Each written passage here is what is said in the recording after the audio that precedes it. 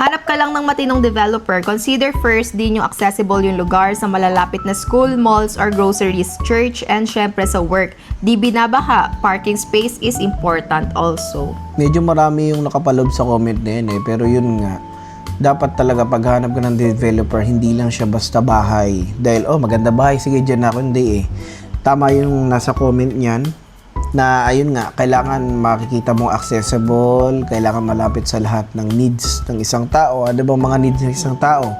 Malls, pamilihan, palengke, hospitals, schools, lahat. Of course, hindi binabaha. Lahat ng projects ni Ovialan, hindi bahain. Kasi Yes. meron tayong proper maintenance and proper engineering.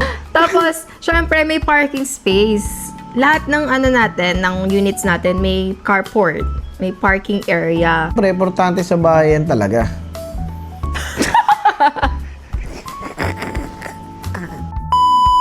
Siyempre, pinaka-importante yung parking space.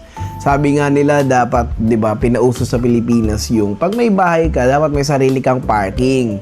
Kasi syempre, sa OVL, iniiwas din niya yung nakikita niya sa mga streets like may bahay ka tapos yung kotse mo naman nakaparking sa labas. Medyo pangit tignan yung ganun Dumaragdag sa sikip, maaari pang mag-cause ng aksidente dahil nakaparking yung kotse mo sa labas, which is dapat hindi naman talaga pinaparkingan ng isang kalsada, kundi dapat dun lang sa mismong bahay mo.